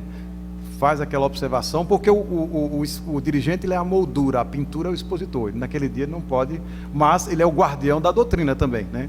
Se o expositor, por alguma razão, às vezes é um expositor correto, mas naquele dia ou naquele ponto ele tem um problema conceitual. A pessoa, não, eu tenho uma encrenca com esse negócio, eu não consigo entender, né? Então, a gente conversa em particular, né? Se ficar aborrecido, né? Às vezes chama uma terceira pessoa para desempatar ali, em particular, né? Pode ser que afinal, com quem está a razão, né? Ou os textos, chamar Kardec, o que é que Kardec diz, né? Aí às vezes são coisas muito sutis, assim, um olhar, né? Tem expositores gabaritados, que eles são muito inteligentes e faz ali um jogo elástico e relativiza um conceito, né? E aí é preciso muita delicadeza você perceber como é que ele fez aquela volta, né? Oi, Marco. Podemos. Quer mais uma? Acho que não esqueci. Quer mais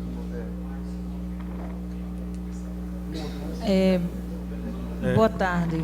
Só para avisar o pessoal que tinham vários inscritos, o colóquio número 2 já está garantido. Já tem pergunta já para 2 colóquios. Muito bem. Pois vamos lá. Mas já está garantido, viu? Aí, nossa amiga de Recife ali. A moça de Recife. Boa tarde, sou Cristiana Stanford Neri, lá de Recife, do Grupo Espírita de Nadoeira. E uma das coisas que eu tenho muita preocupação, e aí eu não sei se é exagerado comigo ou se eu não vejo isso no comum com os palestrantes, é de você mesmo, enquanto palestrante, buscar o feedback da casa. Você vai fazer a exposição, você termina a exposição, eu sempre, ao término da exposição, eu procuro perguntar tanto ao dirigente como à pessoa que me convidou se houve algum ponto do qual eu fugi ao que a doutrina nos traz. Porque nós somos eternos estudantes, eu penso dessa forma, na doutrina. Há mais de 30 anos que eu sou espírita, sou de origem católica e tenho muito receio de fazer essa mistura, de fazer ser espiritóica, né? Trazer a parte católica para dentro do espiritismo. E a gente, como não é de origem espírita, às vezes a gente foge um pouco pela própria origem nossa, anterior. Então, eu me preocupo demais com essa questão. Então, sempre que termina, e eu percebo que as pessoas, às vezes, têm receio de dar o feedback a você também. Então, eu acho que isso também é uma questão que a gente precisa trabalhar na casa espírita. Principalmente porque, como você falou, o dirigente, ele tem que ter o conhecimento da doutrina. Não pode ser qualquer pessoa que vai dirigir o trabalho, porque para que ele possa corrigir o palestrante, ele tem que ter o conhecimento da doutrina, porque como é que ele vai corrigir um palestrante se ele não sabe o que ele vai corrigir? Aí o palestrante fala um monte de balela e o dirigente está balançando a cabeça e achando aquilo tudo muito bonito. E quando termina, cadê o conteúdo da doutrina? Não tem. Então, a gente, tanto como palestrante, como dirigente, como casa espírita, eu penso que a gente precisa se preocupar muito com isso. Então, cultivar dentro das casas essa questão do feedback também ao palestrante, porque nós precisamos também, enquanto ser humano, corrigir as nossas falhas quando a gente se equivoca, porque é natural. Só não se equivoca quem não faz. E se a gente está se expondo ali na tribuna, de uma certa forma, para falar em nome da doutrina, querendo ou não, a gente tem as nossas falhas. E pode ocorrer da gente se equivocar com algum ponto da doutrina. Entende? Muito bem, é uma contribuição interessante. Primeiro, esse tipo de ocorrência em que o expositor precisa ser corrigido é uma coisa mais ou menos rara, deverá ser, né? Se está havendo muita correção, tem algum problema nos critérios para chamar os expositores, né? Que são expositores que você sabe que são competentes, né? São conscientes, então não vai se dar problema, né? Hoje em dia tem outro recurso para autoavaliação. Todos nós devemos nos expor a um exercício de humildade, autoavaliação. Normalmente as casas gravam, colocam na internet, etc, etc, né? Então, você pode ouvir a sua própria palestra. Puxa, eu não fiz o plural aqui. Puxa, eu acho que eu esqueci aquela questão. A angústia é muito grande dos expositores. Assim, eles têm 30 informações. Eu faltei essa. Ele sempre acha que falou a menos do que viria falar, né? Ele se cobra muito, né? Então, mas de um modo geral, essa questão do dirigente, como eu disse, ele não é um papel pequeno, porque ele tem essa função, ele tem que ter intimidade com o conhecimento espírita e, num caso que eu digo é mais ou menos raro, ou deverá ser-lo, né?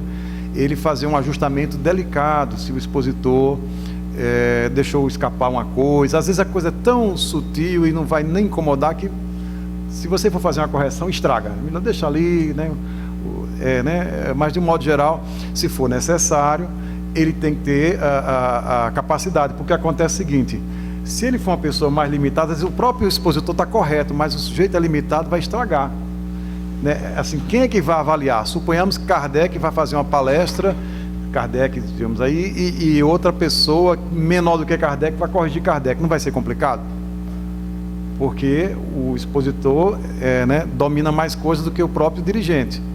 Então, às vezes, né, é preciso também não absolutizar essa voz que corrige, né? Mas é muito bom que o dirigente não seja uma pessoa desconhecedora da doutrina, porque ele está no papel de guardião, né?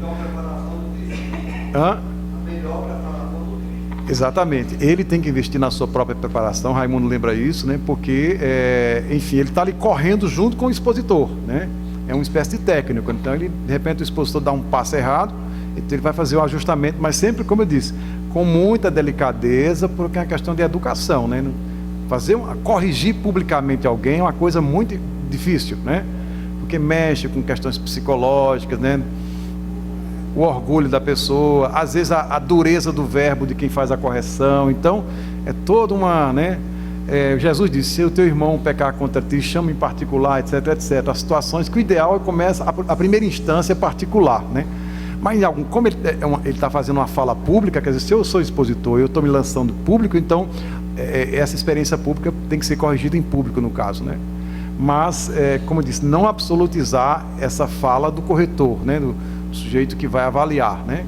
Ele pode também ter uma limitação. O ideal é que ele seja o mais preparado possível para fazer os ajustamentos. Tinha outra pessoa, né? Paulo, Oscar, como vai fazer ainda a finalização, né? Então a gente vai, a última pergunta agora. Isso. Vai ser do Cícero, né? E aí depois então passa para o seu fechamento. Cícero, vamos lá. Boa tarde, Cícero. Aí. Oi. Agora sim. Meu nome é Cícero, sou lá de Guarabira, do Núcleo Espírita Amigos da Paz. E a pergunta, ela é bem simples. É com relação ao tempo que nós devemos utilizar nas nossas palestras públicas, porque a gente, ouvindo certa feita uma palestra do nosso amigo Haroldo Dutra, e ele abordava o seguinte, que as casas espíritas muitas vezes não dão o tempo necessário para que os expositores façam realmente aquele trabalho. Vamos dizer, você falou em 30 minutos, mas tem casos aí que falam em 20 minutos, oferece 20 minutos para o camarada fazer a sua exposição. E aí ele associa também a questão da exposição, levando em consideração até mesmo os processos de desobsessão, porque ele diz que a desobsessão não acontece propriamente na sala mediúnica, mas quando a pessoa está lá na palestra pública e que ela entra em sintonia com a espiritualidade ali presente e faz suas autoanálises, suas autorreflexões e muda o comportamento. Então, a necessidade da gente observar a questão do tempo e aproveitar com qualidade esse tempo. Gostaríamos que você falasse sobre isso. Existem umas balizas históricas para o tempo da exposição. Em 1980, não foi, Raimundo? O Conselho Federativo Nacional publicou a orientação Centro Espírita, né, e lá, né, um opúsculo, e lá se define mais ou menos em torno de 50 minutos, uma hora, o tempo de uma palestra pública. Ora, como é que se chega a esse cálculo, né? Nos anos 60 do século passado, os psicólogos ligados ao processo de aprendizagem queriam estabelecer qual é o tempo ideal para uma hora-aula, né? Você já tem historicamente o tempo de uma missa demora 1 hora, 1 hora e 10, mas tem um senta, levanta, não sei o que, uma coisa mais dinâmica, né? Uma palestra está ali mais ou menos passivo, né? Pode fatigar. Então, o que acontece? Uma coisa é as pessoas assim, não, normalmente uma preleção religiosa dá em torno de 1 hora alguma coisa. E a ideia da hora-aula. O princípio da hora-aula é importante porque eles têm a chamada curva da atenção. Então, você está aqui, começa, a curva da atenção está lá em cima. À medida que os minutos vão passando, essa curva pode ter uma queda. Se o professor for muito fraco, digamos assim, ela despenca. O aluno já vai dormir, tem uns que ficam desdobrados, né? Eu estava assistindo desdobrado, né? Você está assistindo dobrado, que eu sou do gosto, não desdobrado, né? Desdobrar é você voltar, né? Então, o ideal é o seguinte, considerar esse princípio da curva da atenção. Primeiro, o expositor, ele deve estabelecer uma dinâmica na sua palestra de modo a manter a atenção alta. Porque quando o indivíduo estar atento, aí pode haver de fato um trabalho de desobsessão associado a outras dinâmicas da casa, né? Então, se o indivíduo não presta atenção ao expositor, naturalmente o resto fica comprometido. No momento hoje, como as pessoas estão muito midiáticas, elas estão ligadas à imagem, aquela coisa instantânea, está cada vez menor essa curva da atenção, né? As pessoas não têm mais paciência, estão lendo um texto, no terceiro parágrafo já querem desistir. É um problema para a universidade, palestra pública também. Então, hoje, a gente percebe que 45 minutos é um tempo de bom tamanho para uma palestra, né? Então, o que acontece? O expositor ele tem uma abordagem. O que é que ele vai fazer? Ele não vai se angustiar. Eu vou fazer um recorte para esse tempo. Daqui a pouco ele extrapola, a gente vai falar, isso é uma deselegância, o sujeito passar da hora, né? Porque aquelas pessoas elas têm agenda, algumas vão tomar transporte, não sei o que e tal. Ninguém pode ser o dono do tempo, né? Então, o ideal é que seja um tempo que ele consiga manter a atenção máxima e essa palestra, por exemplo, ela seja mais multiforme, por exemplo, assim, a narrativa, né, uma parábola, uma historieta, a pessoa fica atenta, e aí, o que aconteceu, tal, e você fica, tal, daqui a pouco um elemento conceitual, daqui a pouco, né, às vezes quem sabe fazer humor, um pouco de humor respeitoso, né, entendeu? E é a pessoa, por isso que a gente escuta Divaldo 2, 3 horas, e aí, Divaldo, quero mais 1 hora, né? Divaldo é quem se cansa, talvez, mas a gente não, né? Mas ele é um concurso, né? Uma pessoa fora de série, mas de um modo geral, nós réis mortais, né? Aí 40, 45 minutos é de bom tamanho. A depender do público, às vezes você pode até ter palestras menores de 30 minutos. Então é uma questão de bom senso. A casa vai se adequar para esse tipo de público. Vamos fazer palestras, micropalestras de 20 minutos.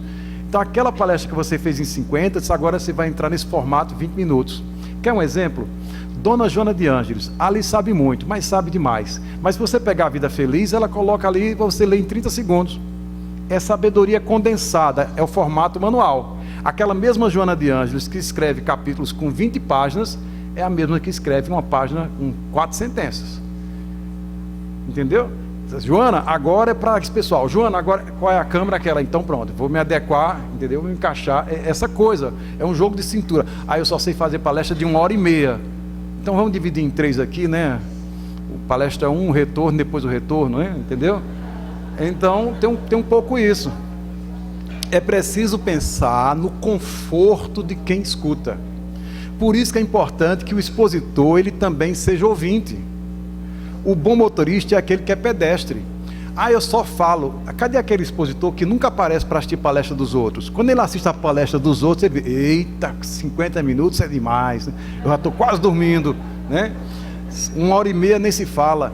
É muito importante. Lá na Seja, por exemplo, nós temos esse exercício. Sempre que possível, eu vou assistir a palestra dos outros, né? Então, né? Não o sabichão está só no... Não, vou lá assistir a palestra do outro. Aí diz, olha, eu posso trabalhar isso aqui e tal. É muito interessante essa mudança de ângulo, né? Porque o bom expositor é esse que pensa no conforto do seu ouvinte. Tem mais ou a gente vai recomeçar, né? Vamos recomeçar, gente.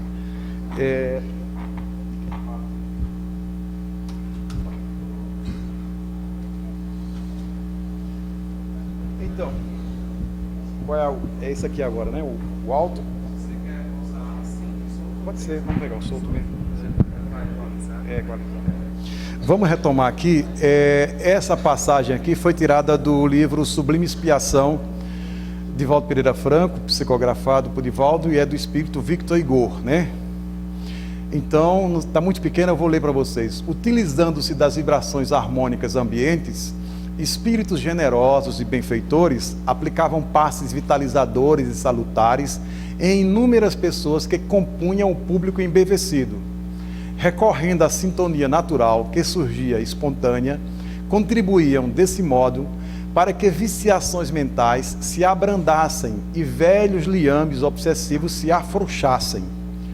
Aí ele retoma no parágrafo seguinte: o valor de uma exposição edificante é inestimável e não pode ser medido ainda por quanto se demoram na estrutura física. É aquilo que nós dizíamos, é importante a gente ler a literatura para ver, assim, na perspectiva dos espíritos, o que é uma exposição, né? A gente tem uma visão muito materialista das tarefas espíritas. Tem um texto muito bom de um espírito chamado Tio Lúcio, lá da União Espírita Mineira, se não me engano, que ele é um senhor que foi evangelizador de crianças lá em Belo Horizonte por muitos anos. Ele está desencarnado e ele fica mostrando, na perspectiva de um desencarnado, como é o trabalho da equipe de apoio na evangelização infantil. Não interessa. Não, acho que é evangelização no além. Acho que é evangelização no além. Muito interessante, né? Tio Lúcio, né? É muito conhecido esse senhor lá em Minas Gerais. Então você diz, eu estou evangelizando, você não está evangelizando sozinho, você faz parte de uma equipe, né? Então aqui é o espírito Victor Igor mostrando que enquanto o expositor falava, o rapaz estava aqui, né, do Amigos da Paz, não é isso? De Guarabira. Enquanto o indivíduo fala, e se ele mantém o público com alto nível de atenção, os espíritos estão operando ali, estão cortando liames, estão, né, fazendo desconexão, quebrando aquelas monoideias, né? Porque também tem isso, às vezes um público mal acostumado, olha, eu estou obsidiado, eu quero logo aí, né, o cara, 10 passes, não sei o quê. Calma, meu filho, vamos assistir palestra. Palestra não sai do canto, não. Quem já viu desobsessão por palestra, é um conjunto de práticas, né? Não, bota logo meu nome da desobsessão aí, eu quero garantia, né? É aquela história do espiritismo oferecer um serviço, né? Eu quero é ser desobsidiado. Se você quer se evangelizar, quando, né? Não é isso? Então, a palestra é um recurso anti-obsessivo, né? De fato, quando é uma palestra de qualidade. Podemos avançar? Eu estou preocupado aqui. Aqui, olha só, isso aqui foi tirado do Livro dos Médiuns, item 225. Para a gente colocar um elemento importante, por que é que o expositor deve ser um estudioso constante. Assim, quando encontramos em um médium o cérebro povoado de conhecimentos adquiridos na sua vida atual e o seu espírito rico de conhecimentos latentes, obtidos em vidas anteriores, de natureza a nos facilitarem as comunicações, dele de preferência nos servimos, porque com ele o fenômeno da comunicação se nos torna mais fácil do que com um médio de inteligência limitada e de escassos conhecimentos anteriormente adquiridos. Vamos fazer-nos compreensíveis por meio de algumas explicações claras e precisas. Aí continua. É por estas razões que de preferência nos dirigimos para a divulgação do Espiritismo e para o desenvolvimento das faculdades mediúnicas escreventes às classes cultas e instruídas, embora seja nessas classes que se encontram os indivíduos mais incrédulos, mais rebeldes e mais imorais. Porque esse pessoal tem um armazém do bem, assim, muita coisa na cabeça. Os espíritos, olha, eu quero puxar essa ideia. Ele está lá. Ou estudou em outra vida, ou estuda também nessa, está entendendo? Se o expositor está sempre estudando, você está com o seu armazém ali pronto. Às vezes, o indivíduo fica inseguro, tem que levar um roteiro, uma palestra praticamente para ser lida. Quanto mais seguro você fica, mais você confia nos espíritos. Vou soltar o volante, né? Quem vai segurar aqui é o espírito. Você faz o trabalho preliminar, você não vai estudar a semana inteira, o mês inteiro, o ano inteiro, você fica estudando sempre. Seu armazém está lá, uma beleza, afora as vidas passadas. Então, se você estiver equilibrado, estiver tranquilo, vá deixando que os espíritos vão, daqui a pouco puxando. Eu nem lembrava daquilo, do nada veio aquela ideia, né? Às vezes você não tinha no tema a palestra suicídio, mas você vai fazer uma puxadinha para o suicídio, porque tem uma pessoa ali que está precisando ouvir aquilo, e o espírito diz, olha, essa aqui está precisando, aí você vai, aí você tem uma coisa de suicídio na cabeça, ele puxa aquela memória, você ativa, diz, engraçado, isso não estava no roteiro, né? E coisa que estava, você não fala. Então o ideal, até nesse caso, é que você tenha um roteiro mínimo, só os tópicos, no máximo, de preferência que não tenha nada. Quem é seguro, essa perspectiva da palestra inspirada, o indivíduo, eu estudei a semana inteira, eu vou confiar, né? Se você estiver mediunicamente bem, a coisa flui, né? Então a coisa flui, né? Então é nesse sentido. Isso aqui está em Livro dos Médiuns, né? Então, vamos lá. Aqui Dona Ivone Pereira falando um pouco da prática dela, porque ela também foi expositora, né? E ela diz o seguinte, lá em Devassando o Invisível, né? Ela diz assim: os médiuns espíritas que se entregam à oratória, sempre veemente e profundamente inspirada, não recebem precisamente as intuições no momento em que discursam, ao mais das vezes, como nem sempre o seu instrutor espiritual estará presente ao seu lado na tribuna. O que frequentemente acontece é que, já possuidor do necessário cabedal, embora não seja verdadeiramente um orador, na véspera desse trabalho, ou poucas horas antes, o médium será arrebatado em espírito por seu guia espiritual durante o sono para o espaço. Fornece-lhe as instruções para o discurso. Fala-o discursar em sua presença, imprimindo na mente do seu pupilo característico da sua própria oratória. Exerce sobre ele, enfim, seu intérprete, a sugestão hipnótica. Aqui já é uma outra modalidade. O sujeito é médium, como Dona Ivone era médium, várias possibilidades. Então ela era arrebatada por Charlie ou por outro espírito, né, Dr. Bezerra, Leon Tolstói, e lá o espírito fazia o discurso para ela. Ela fala no sábado, na sexta-feira ela era tirada do corpo, e ela durante a noite o espírito fazia um treino lá, mostrava para ela. Então no outro dia, eu não estou vendo o Charlie ao lado dela, eu não estou vendo o Leon Tolstói, eu não estou vendo o Bezerra, mas ela terminava mais ou menos reproduzindo na palestra que ela ouviu. Isso acontece também, essa modalidade, né? Então, sempre essa história, o trabalho de divulgação pela palestra é um trabalho mediúnico, não nos enganemos. de altíssima qualidade e que merece toda a preparação. Aqui, no livro Memórias de um Suicida, é um caso interessante, que é o Aníbal de Silas, é um rapazinho, né? Aníbal de Silas é aquele menininho que um dos meninos que Jesus colocou no colo, né? Então, ele é designado para evangelizar suicidas. E ele tem uma metodologia diferenciada, que ele trabalha com holograma. Ele vai falando da parábola e as pessoas vão vendo a plasticidade, né, da cena. É claro que ele não pode chegar ao estágio de Aníbal de Silas, mas às vezes uma narrativa, se você se demora nos detalhes, se você começa a investir nessa questão da prática narrativa, você pode fazer o público construir aquela imagem muito viva, se emocionar, etc., né? Então é importante que se use também isso. Mas ele como o verbo partindo de um coração sincero, pode penetrar as mais profundas camadas das almas dos ouvintes. Porque Camilo Castelo Branco, ela observou uma coisa interessante. Você tinha uma pessoa falando e tinha níveis diferentes de entendimento. Jesus falando ali no monte. Conforme o nível evolutivo do ouvinte, você vai ver mais detalhes, menos detalhes. Tem gente que vai ver o discurso em preto e branco, o outro vai ver colorido, o outro vai ver 3D, está entendendo? A mesma sentença, porque isso é um binômio, o expositor junto com o ouvinte, né? Se é um ouvinte qualificado, se é um ouvinte ali que está mais emocionado, a captação, o registro vai ser muito mais tocante do que uma pessoa, eu sou meio materialista, estou aqui de passagem, não sei o que e tal. É o mesmo texto, é o mesmo sinal, mas a assimilação, lá no Memórias mostra isso, né? Que Jesus falando em camadas diferentes, assimilações diferentes se dava com o próprio Jesus. E quem somos nós para se achar melhor do que o Cristo? Aqui no mundo maior é o princípio da simplicidade, né? E humildade versus vaidade. Alguém lê, isso aí está maior, né?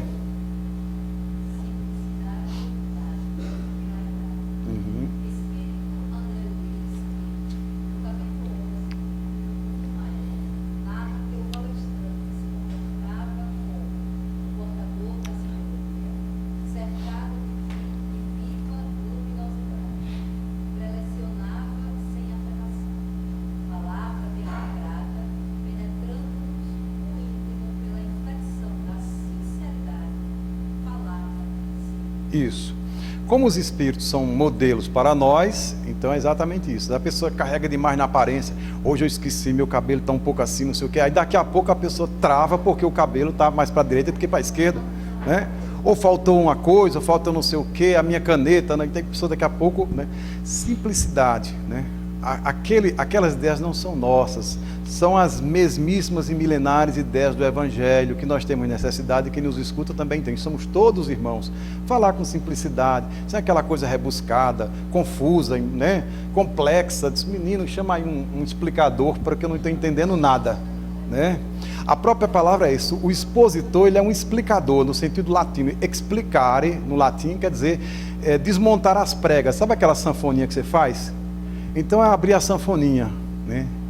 Então, aquela coisa que é complexa, quem faz palestra tem que ser um facilitador. Agora eu estou entendendo. Raul Teixeira, por exemplo, ele tem uma didática maravilhosa.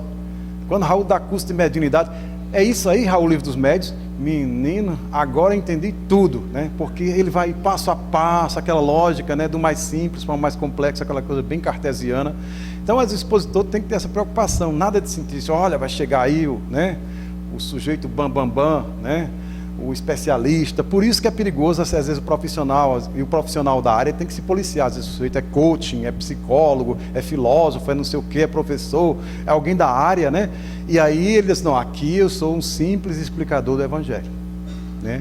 Essa persona fica lá no consultório, fica lá na universidade. Aqui, né, é diferente.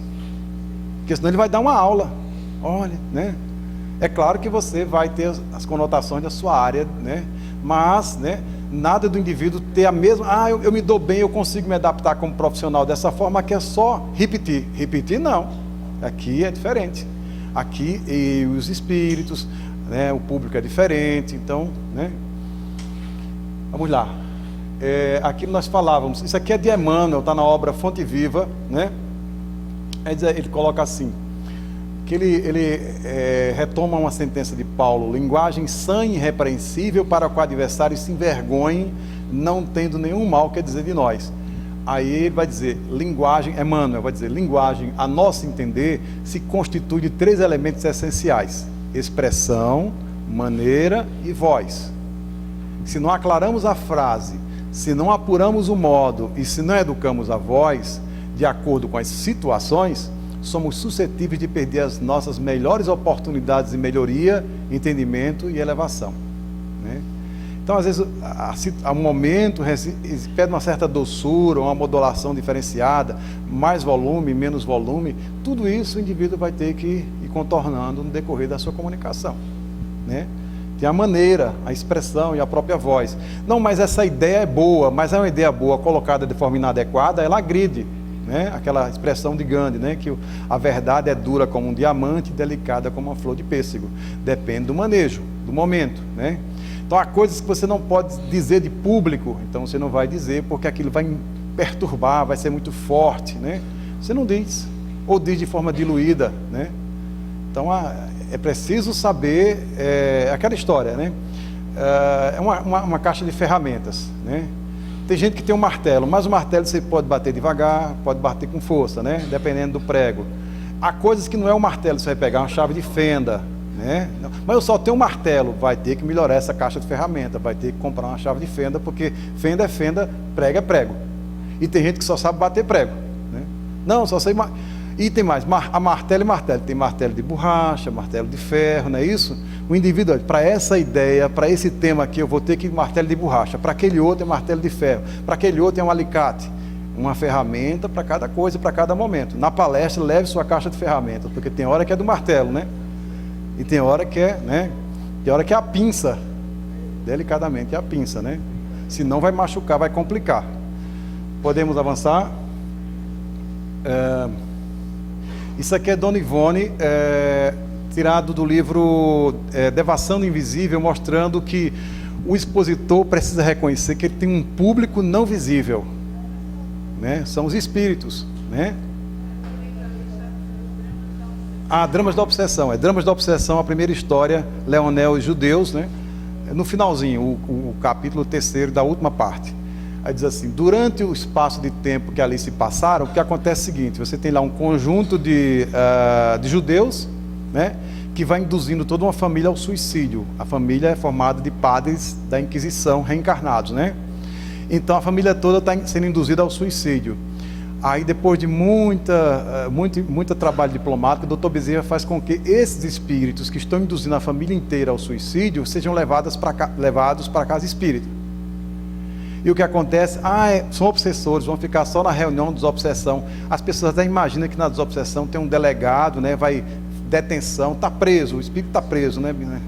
O que acontece? Ele vai dizer que aqueles espíritos obsessores, eles vão para o salão ouvir palestra. É isso que ele está dizendo, ó. Durante o espaço de tempo que ali passaram, assistiram graves e quedos, acomodados entre a assembleia de ouvintes, como quaisquer encarnados, ao estudo e à oratória espírita evangélica. E nós, então, acionando a técnica do laboratório do mundo invisível, criávamos para os seus entendimentos, valendo-nos o poder da nossa vontade, os panoramas expostos pelos oradores e explicadores, panoramas que eles passaram a ver com as cenas teatrais ou cinematográficas, pois que as vibrações dessa casa de comunhão com o alto, por se conservarem imaculadas, facilitava a delicadeza e a eficiência do melindroso, sublime trabalho. E por aí vai, né? Então foi isso. Os obsessores foram levados para o salão para ouvir também palestra. Portanto, quando a gente fala, a gente tem que pensar até em cumprimentar os desencarnados, os que dão suporte, e também os espíritos que estão nos ouvindo, que o mundo espiritual sabe. Quem tem mediúnica de qualidade percebe isso. Olha, o espírito ouviu aquela palestra, né? Às vezes até acompanha o expositor para ver se realmente ele vivencia o que disse, etc, etc. E aqui nós começamos, tem 2 textos que são simples e são boas balizas para lidar com, mais para o dirigente, né? A conduta espírita do dirigente e conduta espírita na tribuna, lá de André Luiz, psicografado por Valdo Vieira, e decálogo da pregação do espírito Marco Prisco, que é o mesmo André Luiz, né? Mas aquilo que a gente discutiu isso o dia todo, não foi? Oferecer a tribuna doutrinária apenas a pessoas conhecidas dos irmãos dirigentes da casa, para não acumpliciar-se inadvertidamente com pregações de princípios estranhos aos postulados espíritas. Ele usou uma palavra forte, acumpliciar-se. Eu sou o dirigente, eu acho que eu sou cúmplice hoje, né? Então, é uma coisa até criminosa, a palavra cúmplice, né? Vamos lá. Aqui na conduta espírita, na tribuna, palestrar com naturalidade, governando as próprias emoções, sem azedume, sem nervosismo, sem momices, fugindo de prelecionar mais que o tempo indicado no horário previsto, né? A gente já discutiu isso. Calar qualquer propósito de destaque, silenciando exibições de conhecimentos, e ajustar-se à inspiração superior, comentando as lições sem fugir ao assunto em pauta, usando simplicidade e precatando-se contra a formação de da dúvida nos ouvintes. É interessante isso, porque tem pessoas... O que é que essa pessoa falou mesmo? Não sei não. Ela falou 500 coisas, não tenho nada, não lembro mais nada. A pessoa não tem um fio condutor. A palestra tem que ter um começo, uma introdução ao tema, tem que ter um desenvolvimento e um fechamento. Essa pessoa fala hoje sobre a caridade. Agora eu entendi. Olha, eu vou levar para a semana ficar meditando um pouco disso. Porque você percebe que a palestra é redondinha, né? A pessoa teve esse cuidado de fazer a coisa arrumada e não ficar falando sobre tudo, né? Fugindo ao assunto em pauta, né? Já viu isso? Aquele expositor genérico fala de tudo num dia só, né? É uma máquina de falar, não registra nada, né?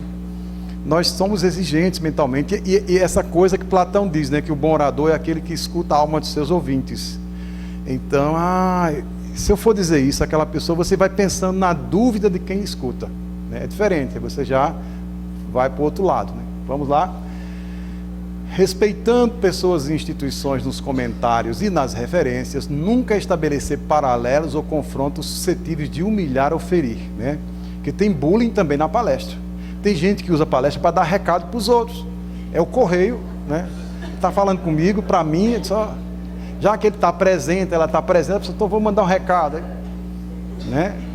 Não pagou nem o selo, mandou a carta, né? Complicado, né? Vamos lá.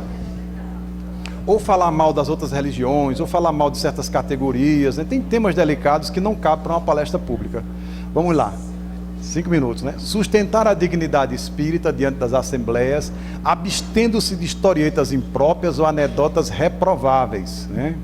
Uma vez eu escutei um expositor aqui do Nordeste que ele fez uma coisa delicada, fez uma piada com o Papa e uma moça, né? Com a atriz da época, Gina Lollobrigida, não sei se é isso, uma italiana, né? É isso? E uma coisa meio apimentada, então, desculpe, eu não deixei no celular aqui. Desculpe. Não, eu esqueci, dei 3 horas a coisa, deixa eu deixar aqui. Então, essa coisa, há histórias que cabem, há outras que não, né?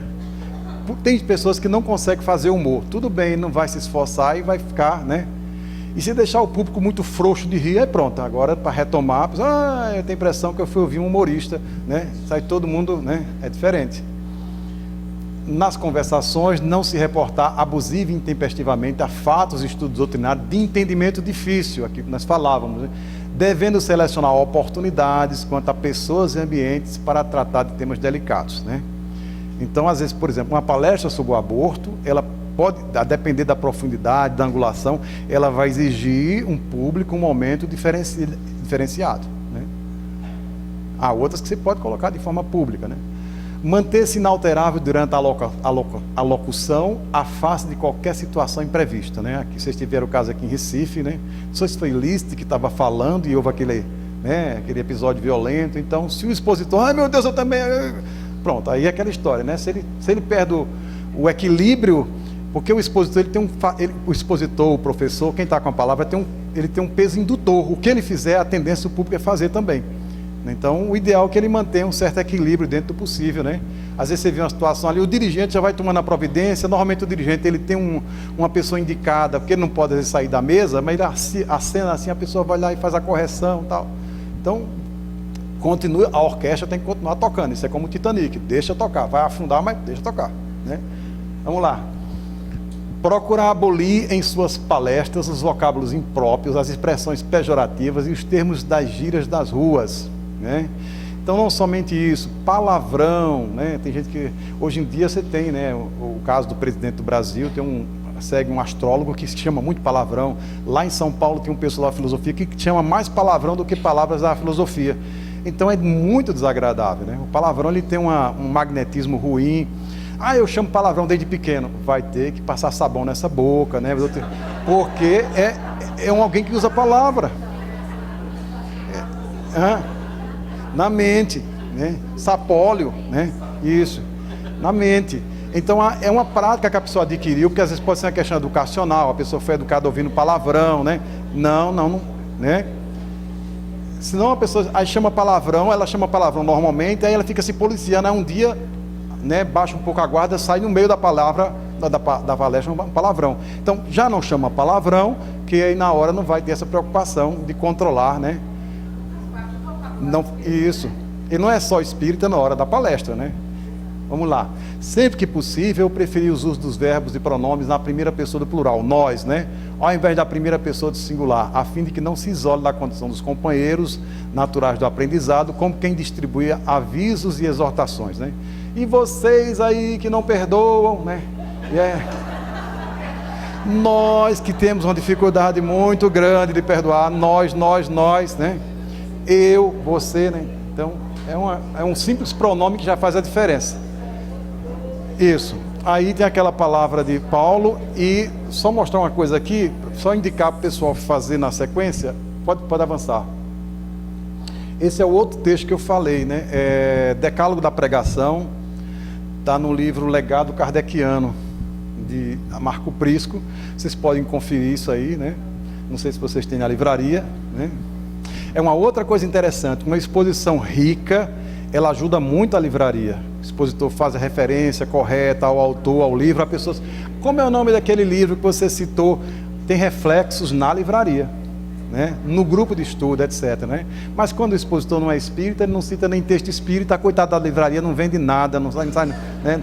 Passa a pessoa, não citou nada, nem Kardec, né? Nem Livro dos Espíritos, né? Então, gente, está aqui, vocês podem olhar com calma, mas basicamente ele reapresenta... Oi. Sim. Aí vai depender dos recursos da casa, né? Por exemplo, há pessoas que às vezes mostram a capa, e a capa é um trabalho artístico, já impressiona, ou ao final, se alguém quiser colocar a bibliografia, pode ser, mas às vezes é uma tarefa muito simples, a pessoa quer só fazer umas ponderações, então não tem esses recursos todos. Vai depender, né, da casa, né? Vai depender da casa, mas só em a pessoa citar com muita convicção aquela leitura já é um estimulante, né? Então, é isso, Marco. Eu quero agradecer a todos, né, Marco? A acolhida. Obrigado.